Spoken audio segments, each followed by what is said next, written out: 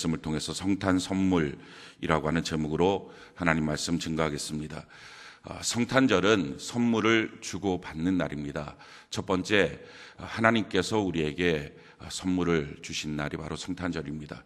하나님이 우리에게 주신 이 성탄절의 선물은 바로 하나님의 하나밖에 없는 아들 독생자 예수님이십니다.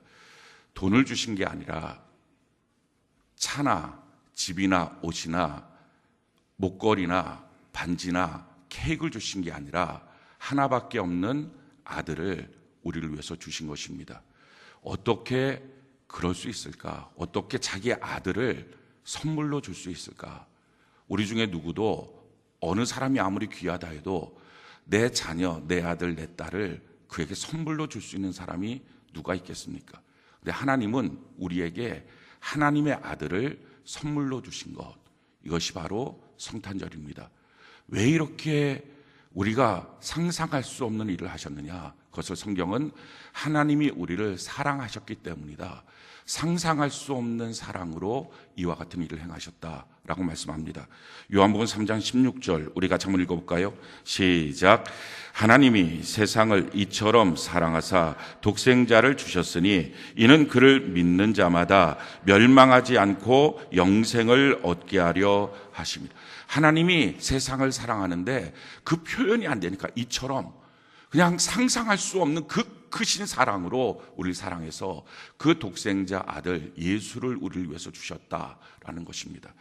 상은 자격이 있는 자에게 주는 겁니다. 개근상, 개근할 때 주는 거죠. 우수상, 그것은 우등이 될 때 그 우수상을 주는 것입니다. 근데 선물은 자격이 돼서 주는 게 아닙니다. 선물은 그냥 주는 자의 마음이 담겨 있는 것, 이게 선물입니다. 받을 자격이 그에게 있느냐 없느냐 이거를 따지지 않고 고려하지 않습니다.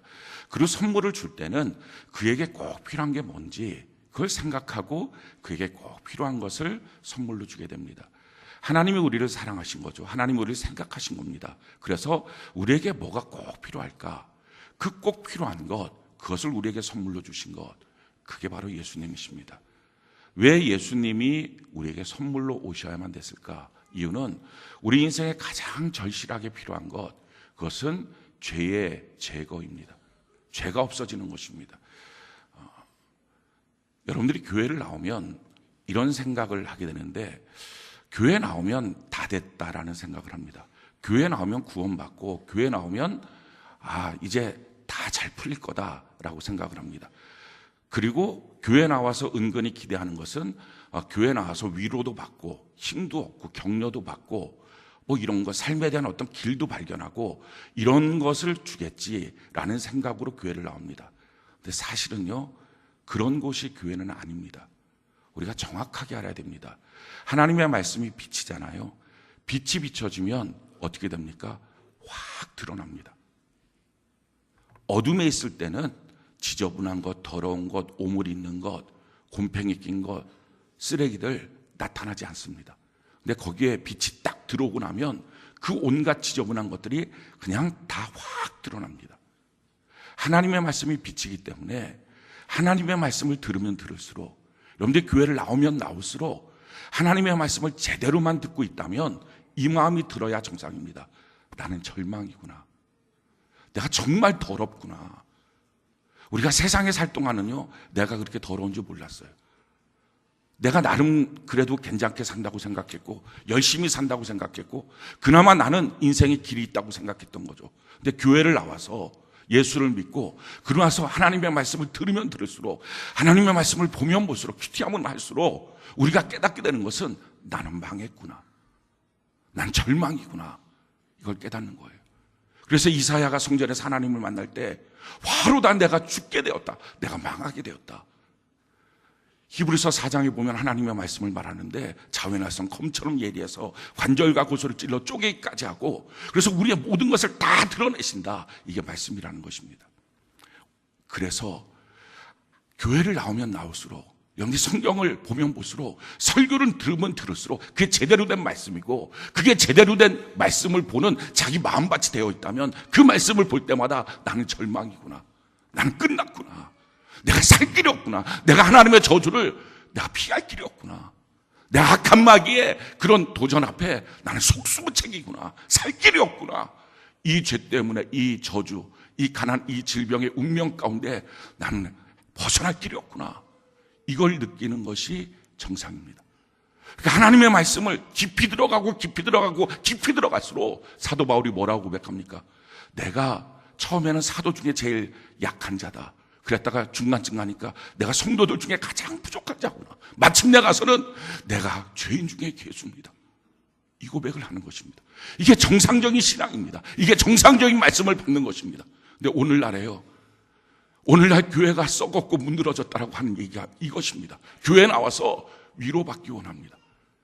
교회 나와서 괜찮다 괜찮다 이 말 듣기 원합니다. 교회만 나오면, 예배당만 나오면 당신은 다 됐다 이 말 듣기를 원합니다. 그러니까 사실은 교회가 다 립서비스만 해주고 성경이 말하는 대로 너희에게 평하다라고 말하는 거짓 선지자들이 있지만 사실은 내가 보낸 선지자들이 아니라 결국 그들의 말을 듣고 있는 그들이 예루살렘의 멸망처럼 멸망할 것이다 라고 말씀하는 것. 그 시대가 지금 이 시대와 동일한 시대를 맞이하고 있습니다. 우리가 하나님의 말씀을 보면 볼수록, 들으면 들을수록 절망이라는 걸 느껴야 됩니다. 왜? 내 죄가 보이니까요. 내 더러움이 보이니까요. 어쩔 수 없는 나의 절망적인 죄가 내 빠져있는 죄에 속해 있는 내 모습이 보이니까요. 그래서 말씀을 제대로 보기만 하면요, 말씀을 제대로 듣기만 하면요, 이 고백이 나와요. 주여 나는 나를 볼수록 절망입니다. 주여 나는 나를 볼수록 내 안에 선한 것이 하나도 없습니다. 나는 살 길이 없습니다. 그런 우리에게 너무 뜻밖의 소망을 주신 것, 그게 바로 예수님입니다. 할렐루야. 예수님이 오셔서 나의 죄의 문제를 해결해 주셨습니다. 예수님이 오셔서 나의 저주의 문제를 해결해 주셨습니다. 가난과 질병의 문제를 해결해 주셨습니다. 그래서 예수님만이 나의 소망이 되는 것입니다. 그래서 예수님을 붙드는 거예요. 그래서 교회 나오면요, 너무나 목마른 사슴처럼 주님을 찾는 거예요. 내가 주님을 만나야 되겠습니다. 내가 주님을 만나야 되겠습니다. 오늘날 근데 한국교회의 성도들이 영적으로 죽었다는 말이 이것입니다. 교회를 나와서 절망적인 자기의 모습을 보지 못하니까, 빛이 쫙 비춰져서 자기가 얼마나 더럽고 추악한 인생인 것을 발견하지 못하니까, 자기의 인생이 얼마나 지금 흑암 속에 있는지를 보지 못하니까, 교회만 나오면, 예배만 드리면 그냥 괜찮은 것처럼, 아무 문제 없는 것처럼 그냥 그런 종교 생활을 영위하면서 예수님을 반드시 만나야 되겠구나, 날 구원하신 예수님, 내가 그분을 꼭 만나야 되겠구나, 제자들처럼 또 사도들처럼, 초대교회 성도들처럼, 믿음의 수많은 선진들처럼 난 예수님 앞에 목말라 있습니다. 예수님 내가 만나야 되겠습니다. 그 갈망이 없는 이유는 오늘날 한국의 강단이 썩었고 교회가 썩었고, 그렇게 생명 없는 말씀을 기대하고 교회에 나와서 그냥 자기의 마음속에 툭툭 건드려지는 위로나 받고 돌아가기 원하는 값싼 은혜만을 충족하고 싶은 성도들의 마음이 썩었기 때문입니다. 사랑하는 성도 여러분, 만약에 우리가 교회만 나와도 해결될 것 같으면 교회보다 더 뛰어난 성전이, 그 법궤가 구약시대에 있었습니다. 그럼 예루살렘은 살만하지 않겠습니까? 그럼 구약은 살만한 시대 아닙니까? 이스라엘은 살만한 시대 아닙니까? 근데 하나님 말씀하는 거예요. 그 성전 갖고 안 된다는 거예요. 그 법궤 갖고 안 된다는 거예요. 하나님이 사람을 사랑해서 고심하고 정말 그에게 필요한 게 뭘까? 그러다가 다른 것 아무것도 선물을 줘도 사람은 소용없다는 것입니다. 그 절망의 문제를 해결할 길이 없다는 것입니다. 그래서 자기의 하나밖에 없는 아들, 독생자 예수를 주신 것입니다. 독생자 예수를 왜 주셨습니까? 성경이 우리에게 이렇게 말합니다. 마태복음 1장 21절, 우리 같이 한번 읽어볼까요? 시작. 아들을 낳으리니 이름을 예수라 하라. 이는 그가 자기 백성을 그들의 죄에서 구원할 자이심이라 하니라. 예수 그리스도를 보내서 그들이 그 죄의 문제에 벗어날 수 있도록, 절망적인 죄의 문제, 그 죄로 말미암아 들어온 나의 저주와 가난과 질병의 문제, 여기서부터 벗어날 수 없는 내 인생의 문제, 이것을 사람은 아무리 노력해도 안 되는 건데, 이걸 보시고 하나님이 거기서부터 벗어나게 하기 위해서 아들을 주신 거예요. 아들을 선물로 주셔서 그 아들이 이 땅에 오셔서 무엇을 하십니까? 성경이 우리에게 이렇게 말하죠. 이사야 53장 5절 우리가 찬문한 목소리 읽어봅시다. 시작. 그가 찔림은 우리의 허물 때문이요 그가 상함은 우리의 죄악 때문이라. 그가 징계를 받음으로 우리는 평화를 누리고 그가 채찍에 맞음으로 우리는 나음을 받았도다. 예수 그리스도의 십자가의 그 은혜로 말미암아 우리가 구원함을 받게 된 것입니다. 그래서 소망을 품을 길이 없던 우리가 소망을 품게 된 것입니다. 우리 마음속에 축복을 바랄 길이 없던 우리가 하나님의 복을 기대하기 시작한 것입니다. 형통을 기대하기 시작한 것입니다. 그것이 우리 안에서부터 나온 게 아니라, 내가 잘해서 나온 게 아니라, 내가 깨끗해서 나온 게 아니라 내게 주신 선물인 예수님 안에서 나온 것입니다. 할렐루야. 그게 바로 성탄절이에요. 하나님이 우리에게 선물로 주신 하나밖에 없는 독생자 예수님. 그래서 그날을 성경은 이렇게 말하고 있습니다. 누가복음 2장 10절로 11절 우리 같이 한번 한 목소리 읽어볼까요? 시작. 천사가 이르되 무서워하지 말라. 보라 내가 온 백성에게 미칠 큰 기쁨에 좋은 소식을 너희에게 전하노라. 오늘 다윗의 동네에 너희를 위하여 구주가 나셨으니 곧 그리스도 주시는 너희를 건져낼 자가 나셨다. 우리를 건져낼 자 예수님이 오신 날, 이 날이 바로 성탄절입니다. 할렐루야. 그래서 우리한테는 소망이 없어요. 늘 평생의 성경을 한번 보십시오. 평생의 성경을 100독하고 200독을 해보십시오. 성경을 읽고 또 읽고 또 읽고 날마다 무릎 꿇고 깨닫게 되는 것은 화로다 나 연망하게 되었구나. 하나님의 말씀 앞에서 내 자신을 비춰볼 때 주여 내 안에 선한 게 아무것도 없습니다. 내가 지금까지 행했던 모든 것들이 죄뿐입니다. 왜 기라성 같은 목사님들이 마지막 은퇴할 때 고백하는 말들이 바로 이거 아닙니까? 내가 걸어왔던 걸음걸음이 다 죄였습니다. 정말 쓰레기 같은 내 모습, 집어 던져도 상관없는 내 모습인데 하나님이 붙잡고 쓰셨습니다. 왜 그런 말씀을 하실까요? 성경을 보면 볼수록, 하나님의 말씀을 들으면 들을수록 자기가 비춰지니까, 절망인 자기가 비춰지니까, 소용없는 자기가 비춰지니까, 망할 수밖에 없는 자신이 비춰지니까, 다른 사람보다 평균적으로 비교해서 더 큰 죄를 짓는 게 아니겠죠. 교회 나와서 신앙생활하면 점점점 죄는 안 짓게 됩니다. 그런데요, 말씀이 가까이 비춰지면 비춰질수록 전에 죄라고 여기지 않았던 것들까지라도 죄로 보이기 시작하는 거예요. 전에는 괜찮다고 생각했던 것들까지라도 이게 죄로 보이기 시작하는 거예요. 그래서 하나님 앞에 엎드리기 시작하는 거예요. 그게 바로 교회예요. 그게 바로 신앙생활이에요. 그래서 신앙생활을 하면 할수록 절대로 교만해질 수가 없어요. 신앙생활을 하면 할수록 다른 사람을 정죄할 수가 없어요. 신앙생활을 하면 할수록 나는 꽤 괜찮다라고 말할 수 없어요. 신앙생활을 하면 할수록 나는 그냥 하나님 앞에 넉넉하게 당연히 위로받아야 된다고, 나는 복을 당연히 받아야 된다고, 나는 괜찮은 사람이라고, 내 앞길은 열려야 된다고, 그렇게 되지 않는 자기 인생을 향해서 왜 이러는지 원망이라고 한다고 말할 수가 없어요. 왜? 하나님의 말씀 앞에 자신이 보여지니까. 오늘날 한국교회가 이 말씀의 생명이 죽어버린 거예요. 이 은혜가 죽어버린 거예요. 자기의 죄를 발견할 길이 죽어버린 거예요. 세상에서 살 동안은 죄를 발견 못하지만 교회에 나오면 죄를 봐야 되는데 그것마저 사라져버린 거예요. 교회 나와서 목회자들에게 원하는 것은 잘했다 잘했다 잘했다 말 듣기를 원하는 거예요. 너 괜찮다고, 그 정도면 괜찮다고, 그냥 너에게 하나님의 은혜는 무조건 부어준다고, 이런 말 듣기를 원하는 거예요. 그러니까 우리 마음속에 절실히 예수님을 원하지 않는 거예요. 성탄절이 그저 즐기는 하나의 명절로 끝날 뿐이라는 거죠. 오늘 믿는 성도들도요. 왜 성탄절이 이렇게 중요합니까? 왜 성탄절에 우리가 모여서 이렇게 예배를 드립니까? 왜 이렇게 성탄절이 절실합니까? 이건 한 가지예요. 나를 볼 때 소망이 없고 나를 볼 때 절망이지만 이런 절망이 내게 소망을 품게 하신 것 유일한 한 가지예요.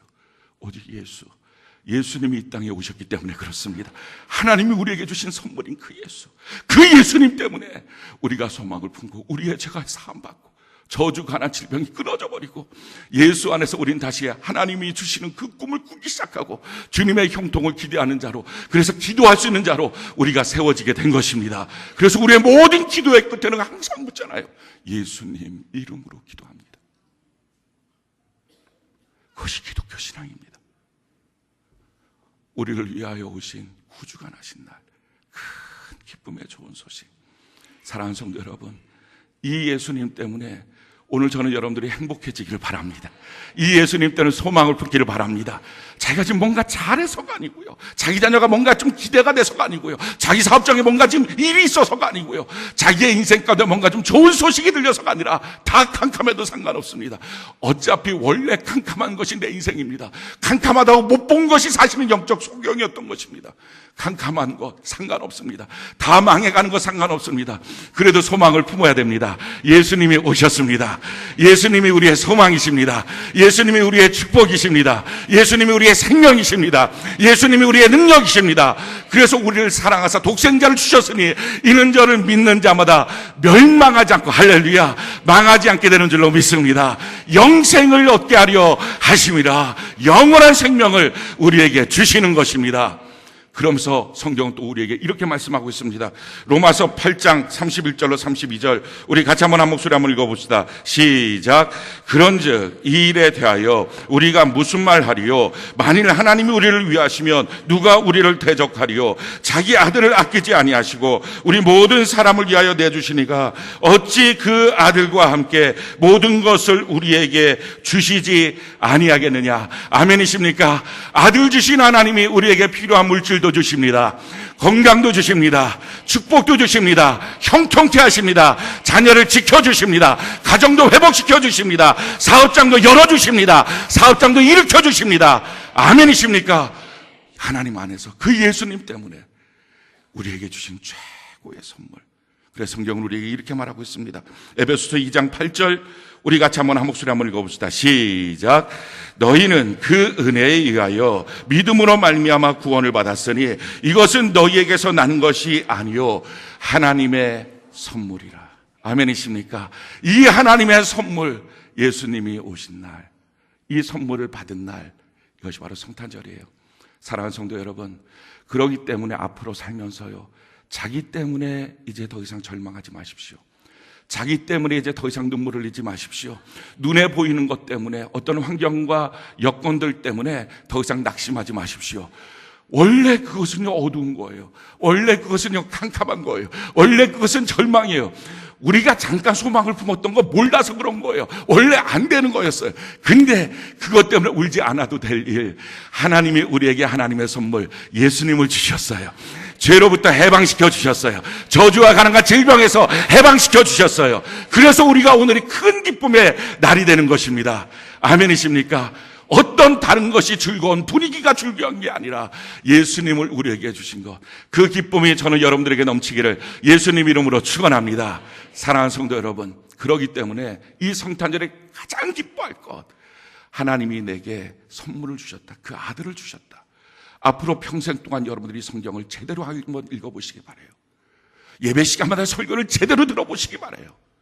모든 설교, 모든 성경의 말씀은 한마디예요. 넌 죄인이다. 넌 살 길이 없다. 하나님의 말씀에 비춰봤을 때 가능성이 없다. 그런데 하나님이 우리에게 예수님을 주셨다. 할렐루야. 그래서 신구약 전체의 말씀의 주제는 예수님이에요.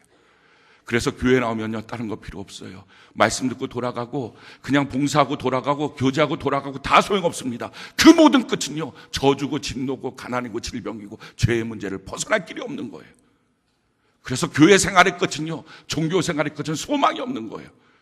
교회 생활, 종교 생활 하지 마시고 예수님 만나는 신앙의 삶을 살기를 바랍니다. 생명을 만나는 은혜가 있기를 바랍니다. 이게 진짜 교회 생활이에요.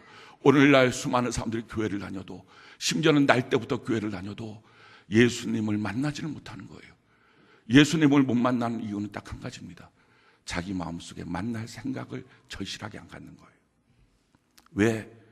만나야 될 이유를 못 느끼니까. 왜? 자기가 그렇게 절망인 것을 모르고 사니까. 눈이 소경이라서. 그래서 교회 오라는 거예요. 내가 얼마나 절망인지를 가르쳐준다는 거예요. 말씀을 보라는 거예요. 성경을 읽으라는 거예요. 큐티하라는 거예요. 내가 얼마나 안 되는 사람인 것을 보라는 거예요.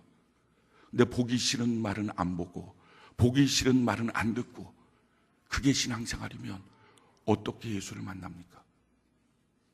예수 만나지 않는 신앙생활, 교회생활 아무리 오래 해봤자 끝에 가서는 지옥 아닙니까? 사는 것도 지옥이고 영원한 지옥 아닙니까? 여러분들이 오늘 이 교회에 나와서 이 성탄절 예배를 드리면 분위기에 들뜨는 것이 아니라 하나님이 우리를 사랑해서 자격 없는 우리에게 하나님이 우리에게 주신 선물 예수님을 만나는 은혜가 있기를 바랍니다.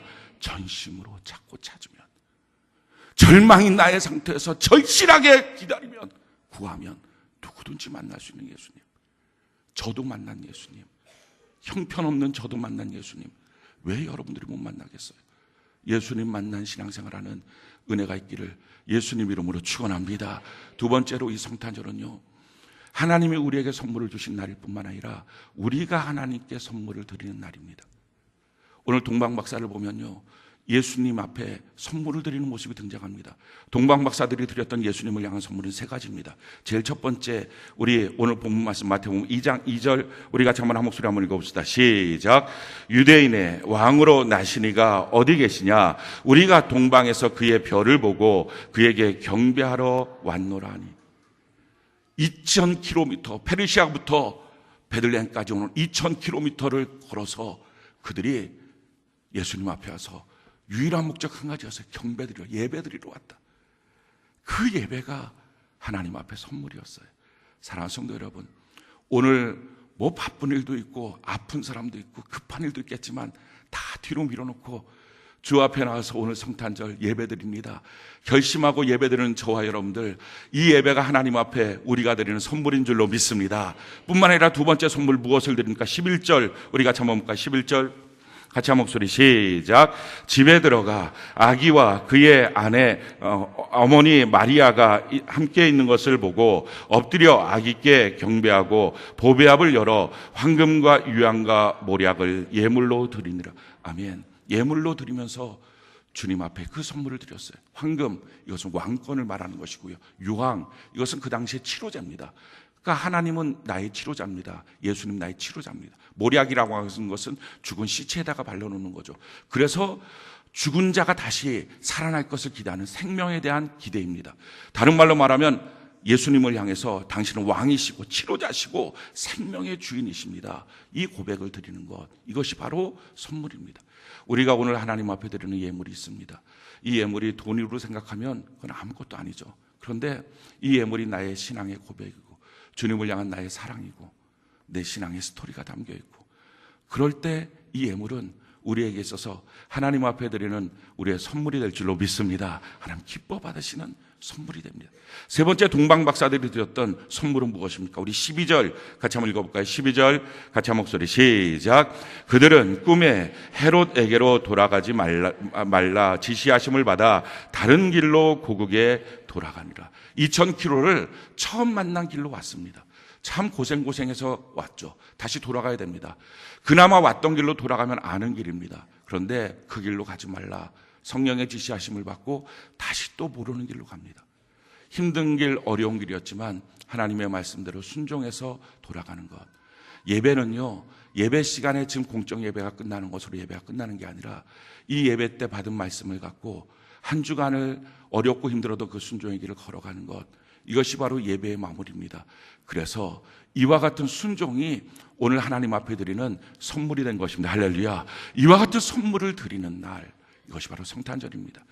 우리의 영원한 생명 대신 예수님을 우리에게 선물로 주신 하나님 앞에 우리 평생의 예배가, 우리 평생의 예물이, 순종이 하나님 앞에 드리는 기쁨의 선물이 되는 은혜가 있기를 바랍니다. 세 번째는요, 이 귀한 예수님을 우리가 선물로 받았습니다.